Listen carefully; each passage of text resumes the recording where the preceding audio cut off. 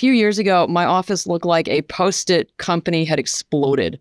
I went through probably, I don't know, thousands and thousands of research papers. And this is really boring bench research stuff. Made notes absolutely everywhere and just kept organizing them into piles until it dawned on me that there are 7 essential reasons that your cells age.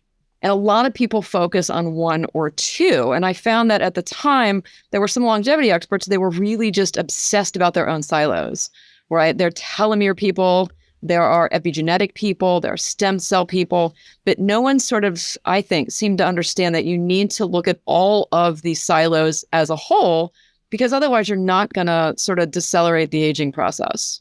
So what I did is I clustered these things into 7 very understandable categories. And then I looked at various oral agents, things that people could take reasonably easily. I looked at risk-benefit ratios. If the risk was too high, I nuked it. If, the cost was ridiculously exorbitant, I kind of nuked it. So to take really reasonable adjuvants, and then I rated them in each of the 7 tenets so that you know exactly what they're doing for you. For example, agent X might be amazing for your DNA, not so great for your glycation, or vice versa. So by giving people information about what agents do specifically, it allows people to create a longevity program that's sort of personalized for them, right? And because your needs change as you age, and your needs change if you have family histories of specific diseases or if you have different tendencies. So by agents, you talk about supplements? Yeah, well, I don't actually like to call them supplements because it's kind of a nasty word, I think, sort of by the FDA sort of created this category of supplements, which is just a bag of crap. So I actually call them molecular agents because they work on a molecular basis. And by definition, a supplement is anything that you already have that you're adding more to. An adjuvant is something that your body's never seen naturally. And then, of course, there's actual pharmacy prescription type medications that are extremely useful. So rather than identifying one versus the other, I just call them all molecular agents. Well, I'm very much looking forward to compiling a list of molecular agents with you to work out what we need to do.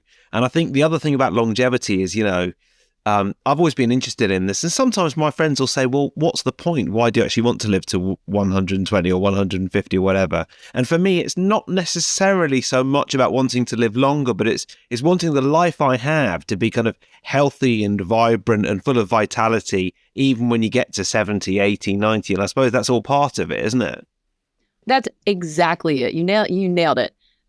We talk about lifespan and then we talk about health span, right? Honestly, who cares if you're 150 and you're in a nursing home and you don't even know that you're there? That is not a life worth living, in my opinion, at least for me. But if your health span is intact, basically you can be as active and as vibrant. There's a weird clash of words. But you can be as active, have as much vitality as you want and do all the activities that you want as long as you want. And that's what's crucial here, right? Yeah. If you can decrease relative risk of age-related diseases, then you win. Right? If you can put off getting diabetes until you're 110 versus when you're 70, that's a bonus. If you don't get cancer instead of getting cancer, that's huge, right? If you don't develop Alzheimer's, all of these things are moderately avoidable. I mean, not entirely, right? But for the most part, you can decrease relative risk. And you're going to hear me say that a million times because I don't want to promise anything to anyone, in reality.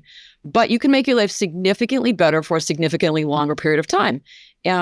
And I know a lot of people, they hit retirement in their 60s and then they die. And what is the point of that, right? You want to put away enough cash, but then still have the enthusiasm to go travel the world and see the sights or do whatever it is that makes someone's life worth living.